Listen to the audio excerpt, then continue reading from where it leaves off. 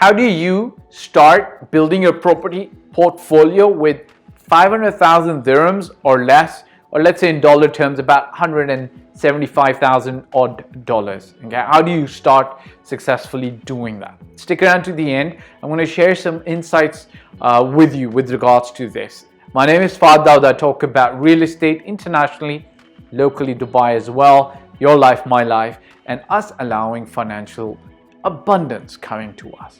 Look, I've been asked by some of my subscribers and others as well, and I've actually got a book on this. It's called The Intelligent Real Estate Investor: Build Your Property Empire in Dubai with 500,000 dirhams or less. Now, I'll be the first to admit that starting with 500,000 dirhams is not a lot of capital, but nothing to be shy of, because you can still go very far. Because what is it? Did Neil Armstrong say this? This is one step for mankind, but a giant, there's one step for man, but a giant leap for mankind. So, every journey starts with that first step, right? So even before you build that property portfolio, it starts with the thought in your mind that, hey, real estate as an asset class is pretty good, pretty stable, generally speaking, gives me decent returns. I should be looking at investing in it. And then you go on to the journey of saving some money and then looking at investing and then building a large property portfolio. Great, awesome. There's a couple of things that I want to state when you're looking to start with 500,000 dirhams or less. And as I promised my subscriber, I'm going to go out and interview those who've got 7, 8, 10, 30, hundreds of properties in Dubai, and then ask them for their advice that they would give to themselves if they had 500,000 dirhams. Here's the thing that I want to bring to your attention, and this is anecdotal, but these days, if I, as an agent, right, call other agents and say to them, look, I've got investors who are looking to invest anything less than 1 million dirhams. If it's distressed, we'll pick it up immediately. You know what? Generally, the reply I'm getting from other agents, yeah, we've got investors who are looking to do the same. Now, I'm not saying that the bottom of the market is here. I'm just saying that there is a ton of investors or investor perception that, look, now seems to be the right time to go into the market. I'm not saying that the bottom's there. I'm not saying that we're seeing a lot of activity. I'm not saying that. I'm just giving you anecdotal evidence of what's happening with me, right? So today I got a call from one of my friends / investors. He's a buyer. He's got a property portfolio of 10 plus, I think, properties.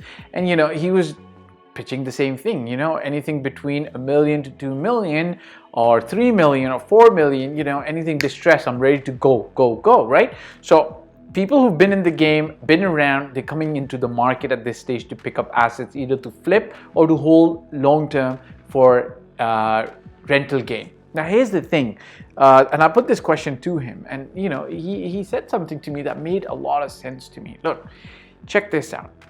If you are at the below 1 million mark and trying to pick up a distressed asset, it's not impossible. It's completely possible. I've done deals less than 1 million, and I've sold deals less than 1 million. But the way we sell those deals, or the way the investors get those deals, are those investors are in touch with us all the time. They are not very greedy, right? They'll always leave enough on the table for the seller, for the agent to benefit from, and they're cash ready and no nonsense, okay? So if you want to be that investor, less than 1 million, to pick up a distressed asset, you have to know what you're talking about, completely no nonsense, be actual cash ready. Like, if you come to us agents and then try to tell us, like, I want to pick up a distressed deal, my money can be in the country in about a month's time. You're not cash ready. You can't pull the trigger. I ain't coming to you when I've got a super distressed deal. I'm going to the friend or the investor I've dealt with previously, done several deals, and I know his cash, his money is where his mouth is. When he says yes, it's good to go, right? And the other thing is, don't be too greedy. And number 3 is, when I say don't be too greedy, is always put the deal together so that everybody is benefiting, as long as your benefits also being taken care of. And number 3 is, you got to be in there. in the face of the agent. Be constantly there reminding them, like, look, if you've got a deal coming up, I'm ready to pick it up. If you've got a deal coming up, I'm ready to pick it up. So if that makes sense, then you've got probably a distress coming your way. Now, however, though, if you're at the lower than the million mark, what you got to remember, the pool of buyers is exceedingly big. Because the pool of buyers is exceedingly big, guess what? You as the investor are competing with this pool of buyers, right? So the margins are going to be slim, right? So let's say a distressed property, less than $1 million, comes onto the market. Market price is $950, but it's available for $750 or $800. The margin for the distress at less than $1 million is going to be smaller because the seller has got tons of buyers, the experienced investors and the novice investors who are just coming into the market that the seller can sell to. The novice investor is going to pick it up at a higher price, perhaps sometimes get stuck with it and not be able to flip it. Whereas the experienced investor is going to lowball it. Sometimes the experienced investor might not even buy it. Sometimes the experienced investor will get the deal because he's got cash ready and he's got cash to show that he's ready. Whereas the novice might not know how to play the game or might not be working with a good real estate agent who knows how to get him the deal, right? So what would I advise if you're at the less than 500,000 mark? Okay, this is something I talk about in my book, The Intelligent Real Estate Investor, How to Build Your Property Empire in Dubai with less than 500,000 dirhams. Look, there is something called the group investment model. There are portals in Dubai licensed and regulated by the authorities here where you're allowed to pick up property, smaller portions of properties as low as 5,000 dirhams in several properties across Dubai. Now, obviously, this allows you to diversify as much as possible. I'm not saying it's full diversification as much as a REIT might be, but still there's some diversification there.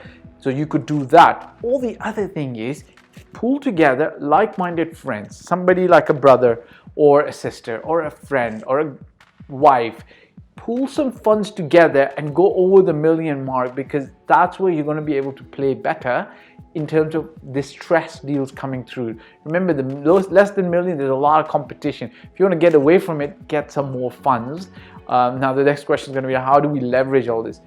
For another time, another video. But no, if you're having trouble finding distressed deals less than $1 million, then you need to go and network more with agents. Don't be greedy, be cash ready, be in their face, remind them that you're ready for a deal. And the other is that there is a lot of competition down there. So you got to be recognizing that, right? Look, hit me in the comment section if anything's made sense. If you don't agree with me, you can still comment below. If you got a question that's general that I could answer on YouTube so others could benefit, let me know. I'll do that. If you want to work one-on-one with me or want to contact me personally, then you may. There is a contact form below. I do charge for my services, but you're welcome to get in touch with me.